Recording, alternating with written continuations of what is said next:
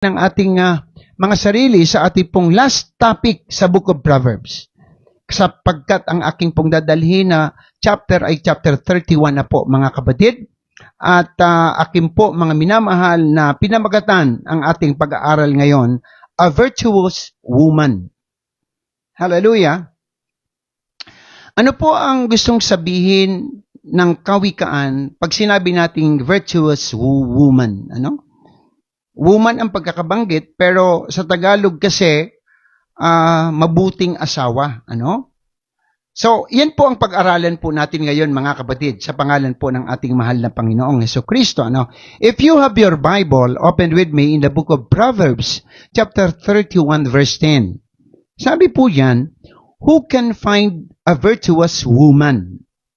For her worth, is far above rubies. Grabe, far above or more than the worth of rubies, sabi dyan. Sa Tagalog, mahirap makita o makakita ng mabuting asawa. Mahirap. So, it's hard. Higit sa mamahaling alahas ang kanyang halaga. Mga minamahal, naging specific po para sa woman ito. Dahil alam naman po natin na ang Biblia ay mayroon din kasing nakitang kahinaan sa part po ng mga kababaihan. Sa history na ramang ng maraming mga leaders, di po ba? Makikita po natin na isa sa naging dahilan ng pagbagsak ng mga leaders, ng mga kings, di ba? Mga asawa. Lalo na sa Biblia, hindi silent po dyan ang sinasabi ng salita ng Diyos. Doon sa story ni Adan at Eva, si Paul, may nabanggit siya na mas nauna nagkasala ang babae kaysa sa lalaki. Si Delilah kay Samson. Si Jezebel sa Haring Ahab. At wag na tayong lumayo.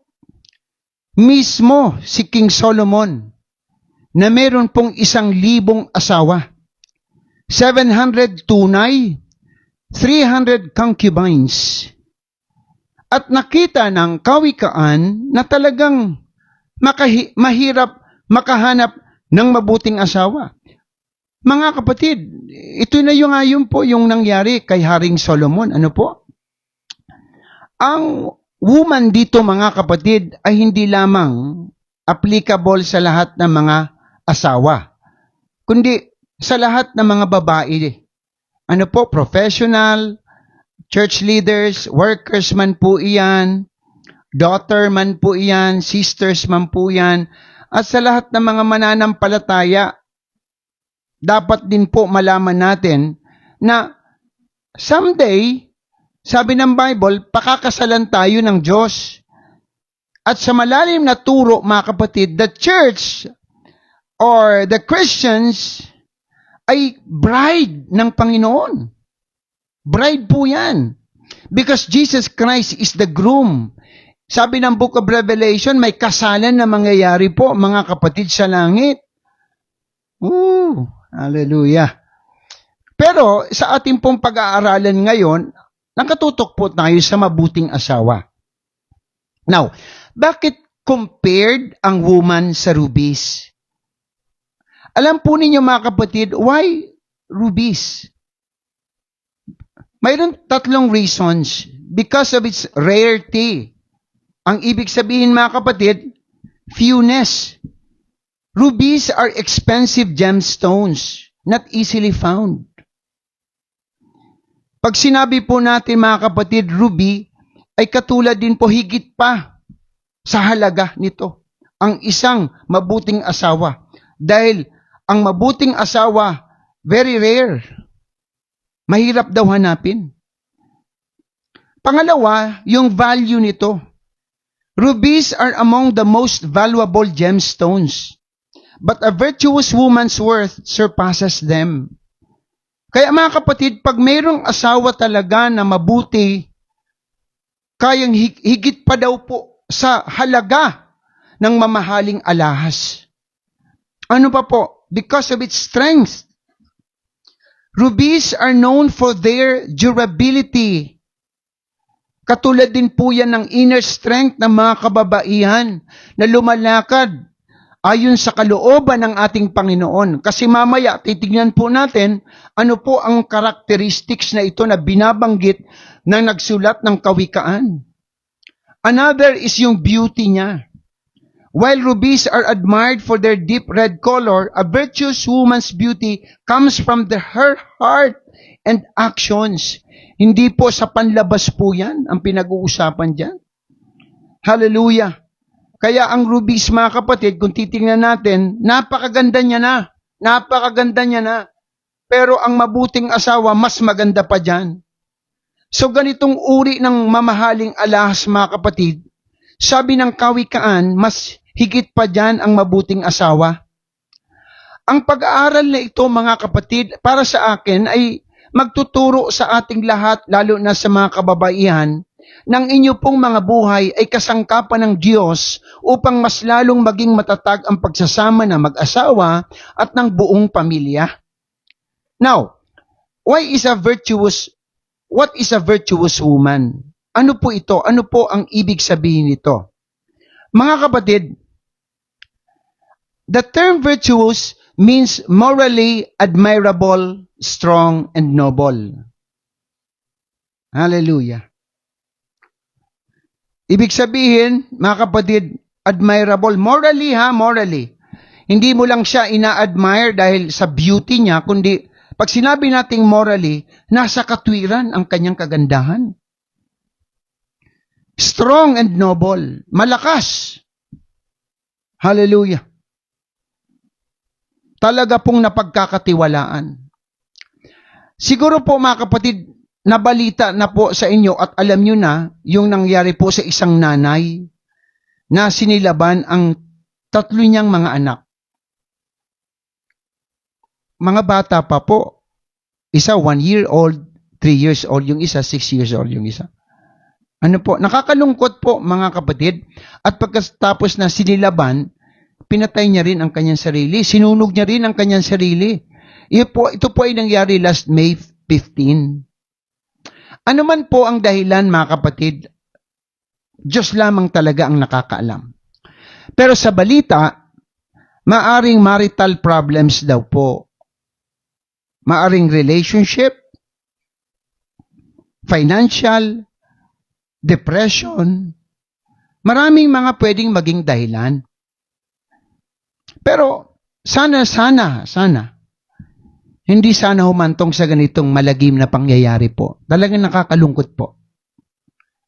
Kaya nga ang ating pong pinag-aaralan ngayong gabi ay isa po sa katangian ng isang mabuting babae, ng isang mabuting asawa,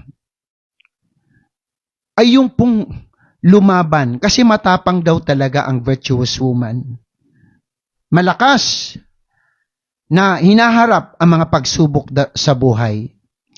Dahil ang virtuous woman ay naniniwala sa kapangyarihan ng Diyos, na may Diyos na kayang tumulong sa lahat ng pangangailangan. Hallelujah. Purihin ang Diyos. Ano po? A virtuous woman is not perfect, but she strives to live according to God's wisdom. Ito pong woman sa Proverbs 31 is a very good example. And for me, since nasusulat po ito, it is written, it is not an impossible standard.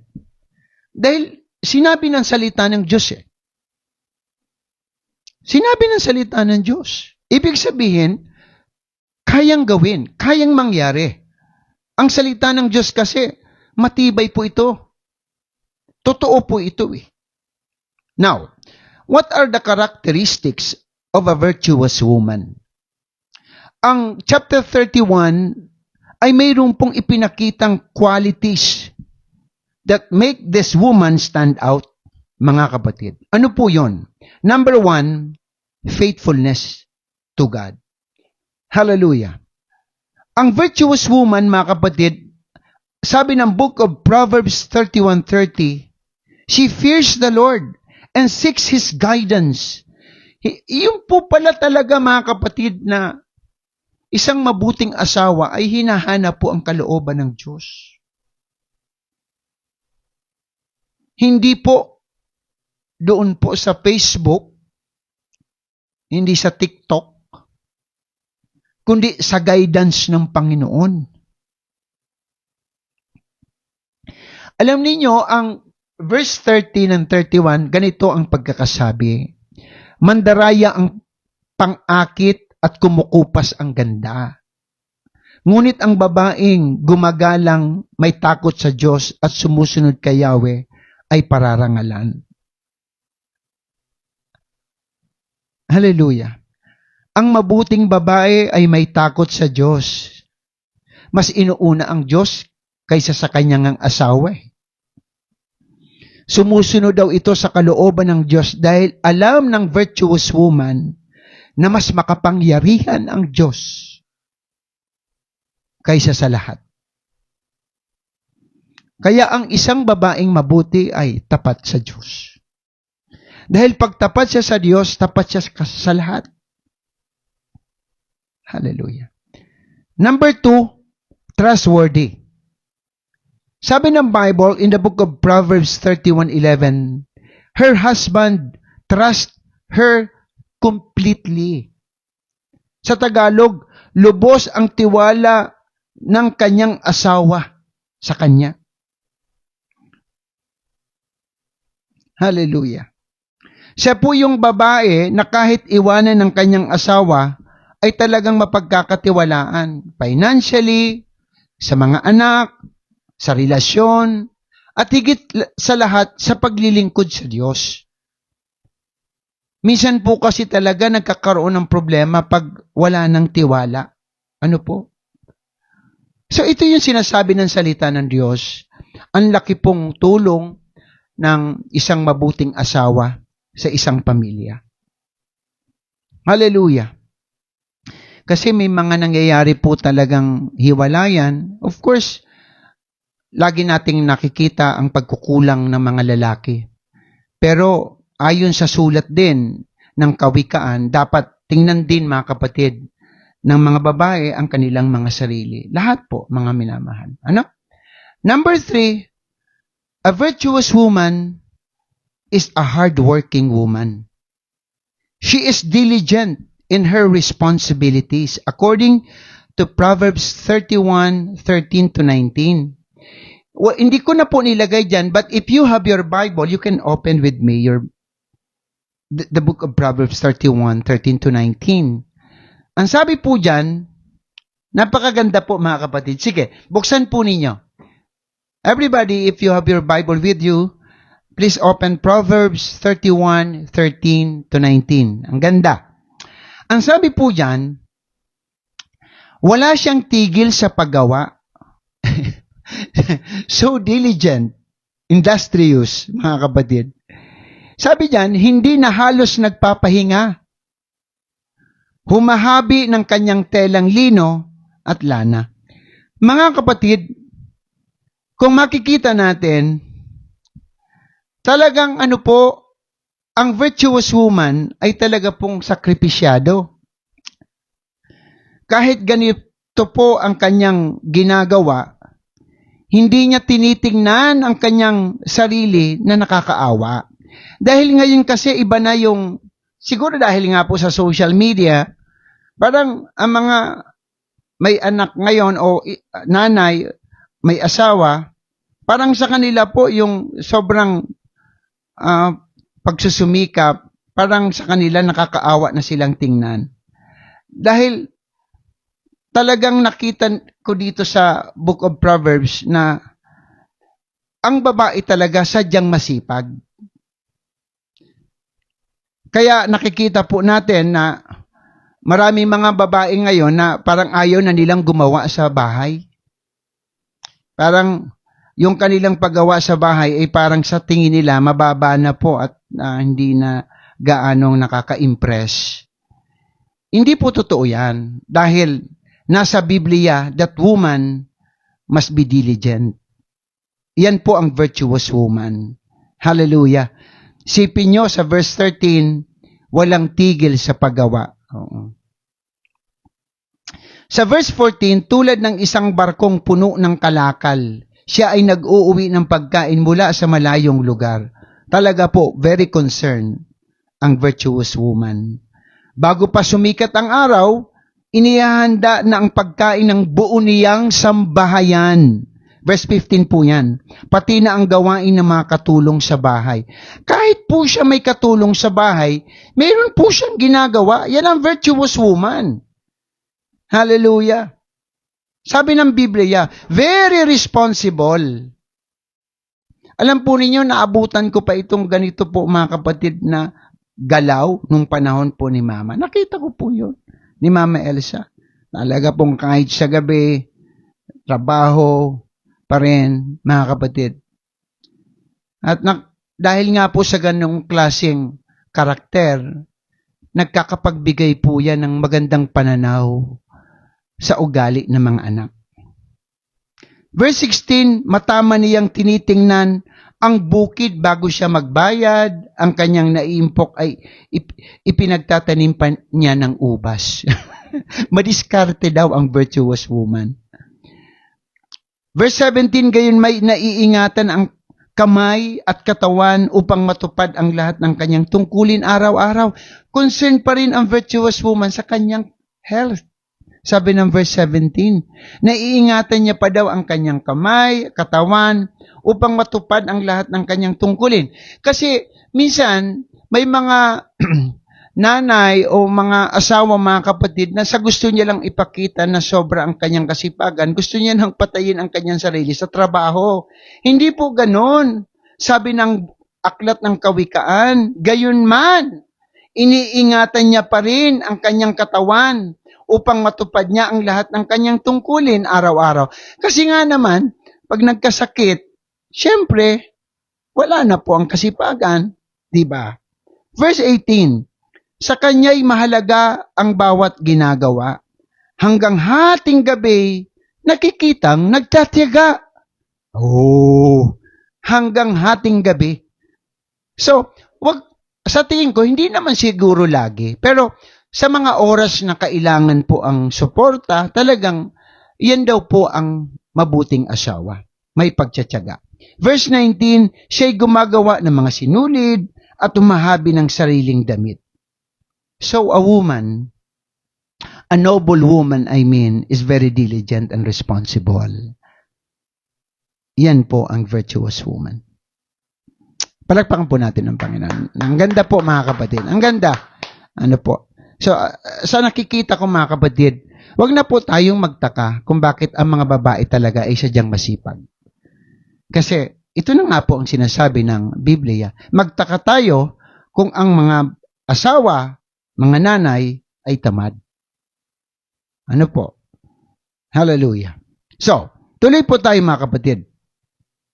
A virtuous woman is compassionate. She cares for the poor and needy. Sabi ng verse 20, matulungin siya sa mahirap at sa nangangailangan bukas ang palad. Giver ang virtuous woman. Hindi po siya kuripot, hindi siya makasarili. Hallelujah. Ayon sa kawikaan. Another, wise and kind. She speaks with wisdom and kindness. Sabi ng verse 26, ang mga salita ng isang mabuting asawa ay puspos ng karunungan at ang turo niya ay pawang katapatan. Hindi po ang virtuous woman bungangera o chismosa. Ang virtuous woman, kung magsalita, ay may karunungan at kabutihan na kukunan ng aral. May mga babae kasi na kahit hindi naman siya ang tinatanong, mas nauna pang magsalita kaysa sa asawa. Yung po ba mga kapatid minsan, yung sobrang salita, yun ang isa sa mga bagay na hindi maganda sa isa ring babae mga kapatid. Hallelujah. Sana yung kasipagan mga kapatid ay doon lang sa tama. Hallelujah. Minsan talaga, kaya nga wala kang masyadong naririnig na bungangero. Talagang bungangera talaga ang nababanggit po. Naririnig na po natin yan. Napakasipag ng bibig, mga kapatid. So, ang nais ng ating Panginoon ay mga pananalitang nagbibigay ng karunungan at ng katuwiran po, mga kapatid. Kahit po sa mga anak, minsan, mga kapatid, nakakatulong din naman talaga ang magsalita ka para matuto ang mga anak. Pero yung magitayong chismosa, hindi na po talaga maganda yan ayon sa kawikaan, mga kapatid. Another is, a virtuous woman is strong and dignified, mga kapatid. Makikita po natin, sabi sa book of Proverbs verse 31:25, strength and dignity are her clothing, and she smiles at the future. Grabe, ano? Ang isa daw noble woman, mabuting asawa, ay mayroong pong lakas. Malakas ang loob niya dahil may pananampalataya siya sa Diyos. Ito po, dito pala nanggagaling ang lakas ng isang virtuous woman. Yung pananampalataya niya sa Diyos dahil alam niya, hindi siya pababayaan ng Diyos sa kinabukasan. Alam po ninyo kung anong favorite verse ng virtuous woman? Jeremiah 29:11. For I know the plans I have for you. Plans to prosper you and not to harm you. Plans to give you hope and a future. Hallelujah. Hindi lang lalaki, mga kapatid, ang strong. Yes, physically, maaring strong ang mga lalaki. Pero iba po ang strength ng kababaihan. Pero hindi dapat, mga kapatid, ginagamit ang strength ng woman para, mga kapatid, ipakita na mas malakas siya, nakikipagkompetensya sa mga kalalakihan. Kaya yung mga woman o women empowerment po na yan, dapat po alalayan po yan. Kasi minsan nakikita ko na lumalagpas na po sa pamantayan ng salita ng Diyos. Dahil kahit saan po natin tingnan. Hallelujah! Ang kababaihan ay mayroon din pong kahinaan. At tanging ang mga kalalakihan din naman po, mga kapatid, ang makakatulong sa kanila ayon sa salita po ng ating mahal na Panginoon. Hallelujah! Kaya nga, napakahalaga po ang partnership ng mag-asawa. Hallelujah! Again, ang isang virtuous woman is strong and dignified. The last but not the least, mga kapatid, verse 27, she carefully watches everything in her household and suffers nothing from laziness. A virtuous woman manages her household well. Dapat talaga ang isang mabuting asawa nakasubaybay. Hindi po ito opinyon ni Pastor Romel, ito po ay nakasulat sa Biblia. Sabi ng Bible, sinusubaybayan ng mabuting asawa ang kanyang sambahayan at hindi tumitigil sa paggawa araw-araw. Sabi ng verse 27. Kaya po, siya po talaga ay dapat parangalan. Masigit pa siya sa mamahaling alahas according to the book of Proverbs, mga kapatid. Hallelujah. Now, sa mga halimbawa sa Biblia, may makikita po tayong mga babaeng noble, admirable. Isa po dyan si Ruth. A woman of loyalty and faith. Makikita natin kay Ruth ang kanyang magandang relasyon sa tao at makikita natin ang kanya ring tiwala sa Diyos. Ang totoo niyan, mahaba po kasing story nito, pero ipinakita ni Ruth na pwede naman pala na maging maganda ang relasyon ng babae sa kanyang biyanan. Tama po ba babae?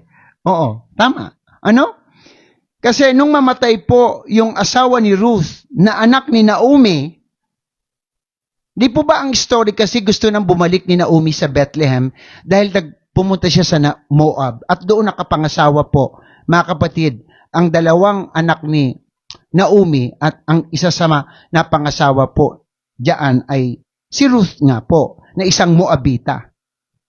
Nang gusto nang bumalik ni Naomi dahil namatay po ang dalawang anak po nito, nabalo po mga kapatid si Ruth. Sabi ng Biblia, maganda na ang ani sa lugar ni Naomi, mga kapatid, at gusto niya nang bumalik sa Bethlehem. At sabi ng Bible, along the way, nang pabalik na po si Ruth, kasi nasa biyahe na po sila, pabalik ng Bethlehem, mga kapatid, sabi ni Naomi, bumalik na kayo, Ruth. At ang isa pa, mga kapatid, si Orpa sa Moab, para mag-asawa ulit. Para mag-asawa ulit. Pero sobra pong na-impress ako sa karakter ni Ruth. Hindi po sila Hudyo, mga kapatid. Moabite po si Ruth. Pero ito po, mga kapatid, ang sinabi niya. Sa verse 15 ng chapter 1, sinabi ni Naomi kay Ruth, ang bilas mo'y nagbalik na sa kanyang bayan, si Orpa, at sa kanyang mga Diyos. Umuwi ka na rin. Kasi gustong magpaiwan ni Ruth eh. Tingnan po ninyo ang salita ng Diyos. Sumagot si Ruth, huwag po ninyong hilinging iwanan ko kayo. Grabe po ang naging niyang relasyon sa kanyang biyanan. Ibig sabihin, mabuti po siyang asawa. Hayaan na ninyo akong sumama sa inyo, sabi ni Ruth. Saan man kayo pumunta, doon ako pupunta. Kung saan kayo tumira, doon din ako titira. At dito po ako ang sobrang na-bless. Ang inyong bayan ang magiging aking bayan. Ang inyong Diyos ang magiging aking Diyos. Hallelujah. Mas pinahalaga ni Ruth ang faith na nakita niya sa kanyang biyanan na mayroong Diyos na pinaglilingkuran. Mabuting asawa. Whew, what a virtuous woman. Hallelujah. Mahaba po ang storying ito. Ano po. Pero at least, alam kong nakuha naman po ninyo. Kasi yung kanyang decision, talaga, in line doon sa kalooban ng ating Panginoon. Hindi niya inuna na makapag-asawa ulit. Mas tiningnan niya po yung faith ni Naomi bilang isang biyanan na mayroong Diyos na kinikilala. Napakagandang halimbawa, ano? Another, si Esther po. A woman of courage and wisdom. Sa chapter 4 po, ang ganda ng story nito. Alam po natin na si Esther ang napiling reyna ng hari ng Persia. That time, ang hari ng Persia is si Haring Xerxes. At nagsimula po ang conflict ng nais ni Haman. Naalala po ninyo, siya po ang punong ministro that time. Nais niya talagang patayin ang lahat ng mga Hudyo noon. Hallelujah, hallelujah. At siya po ay mayroon na pong suggestion kay Haring Xerxes, genocide. Genocide po yung pagpatay sa mga grupo. Ano?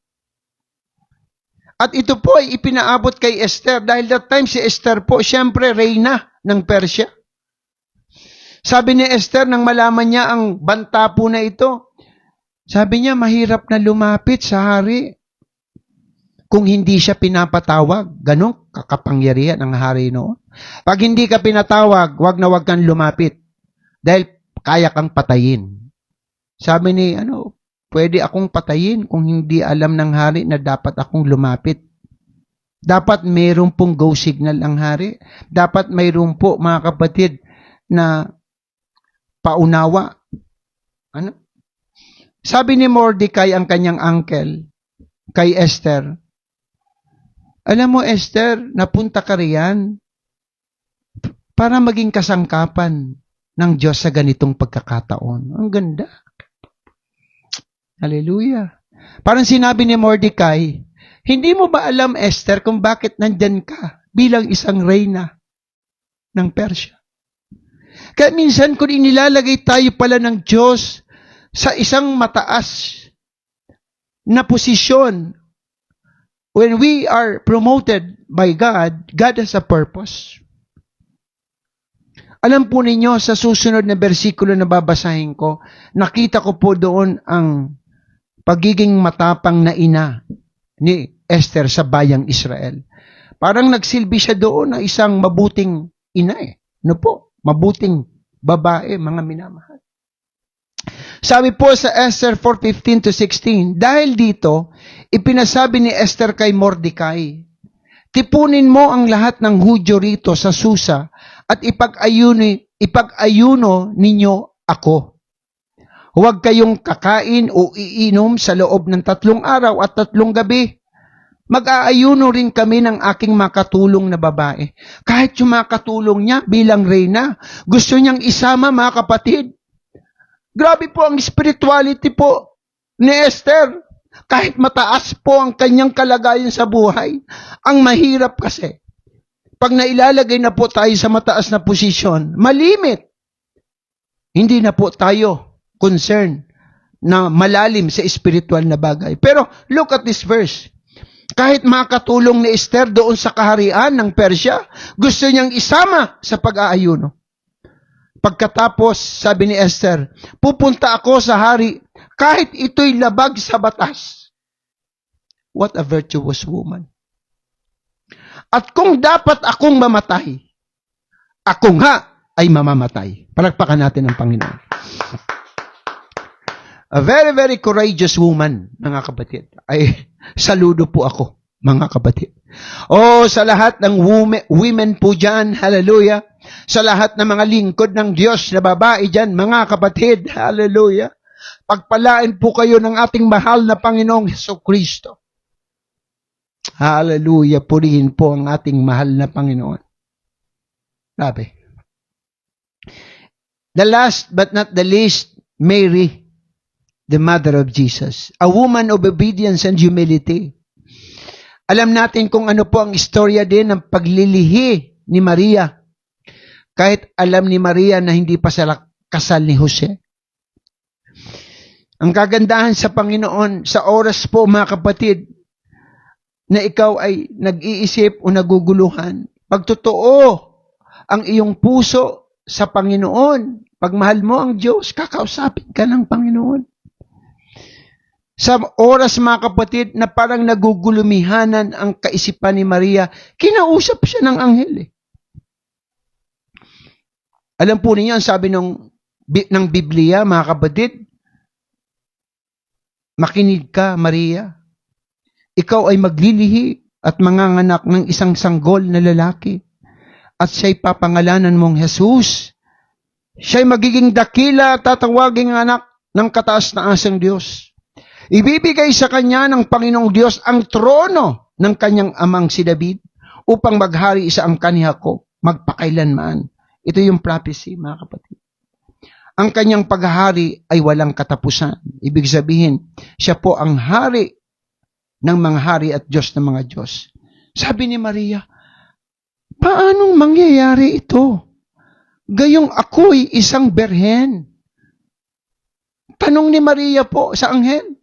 Sumagot po ang anghel, sasayo ang Espiritu Santo at magpapasailalim ka sa kapangyarihan ng kataas-taasang Diyos.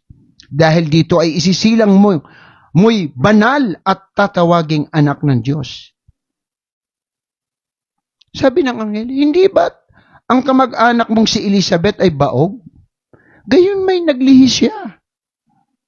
Di ba? At nagdalang tao, kahit siya'y matanda na. Sapagkat sabi ng anghel, walang anumang bagay na hindi kayang gawin ng Diyos.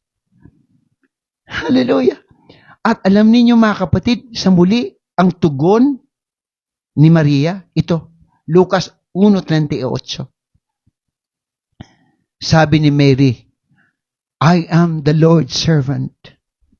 I am the Lord's servant. Alipin ako ng Panginoon.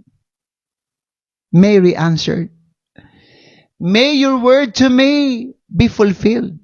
Be it unto me according to your words. Sabi ni Mary. And then the angel left her, mga kapatid. Grabe mga minamahal. Ito pong pananalita po na ito ni Maria ay nagpapakita po ng isang virtuous woman. Kahit alam kong hindi niya sa una naiintindihan ang mga nangyayari. Pero mga kapatid, nagpasakop siya sa kalooban ng Panginoon dahil siya po ay mayroong pananampalataya sa Diyos. Sumunod siya at nagpakumbaba sa kalooban ng kataas-taasang Diyos. Woo! Hallelujah! Purihin ang Panginoon. What a virtuous woman. Indeed, a noble woman. Hallelujah.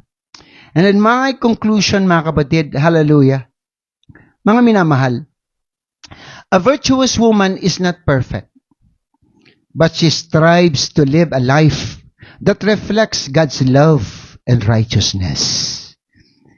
Purihin po ang ating mahal na Panginoon. Nawa po mga kapatid, nakakuha po kayo ng karagdagang kaalaman tungkol po sa isang mabuting asawa, mabuting babae, mga kapatid. Nawa, nakita po natin na sa salita ng Diyos ay mayroon pong kalakasan, kapangyarihan, katalinuhan, karunungan ang mga kababaihan.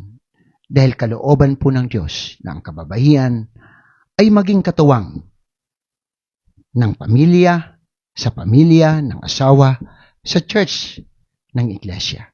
Kaya sa lahat ng mga kababaihan, pagpalain po kayong lahat ng ating mahal na Panginoong Jesucristo. Maraming salamat po sa inyong suporta.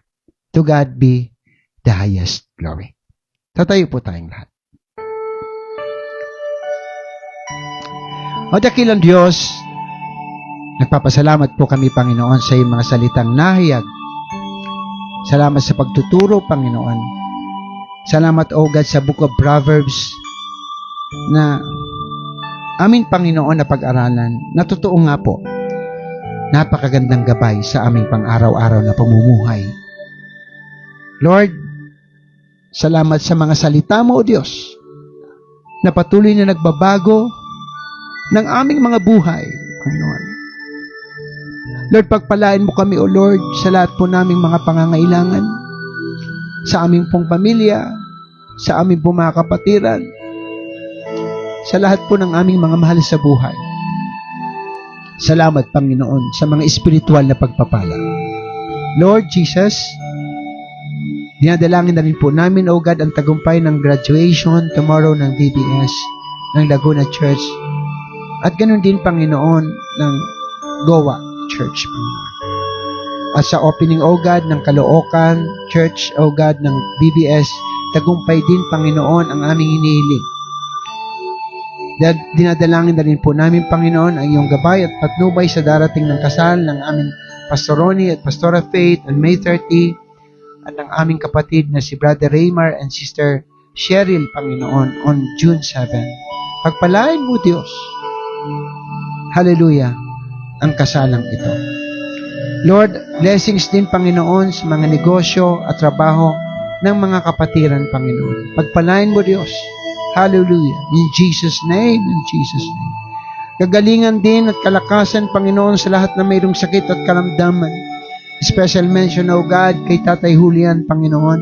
Lord, alam mo, Panginoon, O God, ang lahat ng nangyayari sa aming buhay. Pinagkakatiwala namin, Panginoon, sa iyo ang lahat, sapagkat ikaw ang may hawak ng buhay ng bawat tao. Salamat po, Panginoon, sa iyong katugunan, Panginoon. Pinagkakatiwala na po namin sa iyo ang buhay ng aming Tatay Julian. Lord, gabayan mo rin, Panginoon, ang aming mga leaders sa church, pastors and workers. Hallelujah, nawa, patuloy mo kami bigyan ng pagkakaisa sa Espiritu sa paglilingkod dyan sa iyo. At dinadalangin na rin po namin, Panginoon, ang governance, O God, ng aming bansa. Panginoon, ikaw na ang bahala, O Diyos. Huwag mong pabayaan ang aming bansang Pilipinas, Panginoon. Lord, to you alone, we give back all the glory, honor, and praise. For thine is the kingdom, the power, and glory. In Jesus' name we pray. Amen and amen. Palagpakan po natin ang ating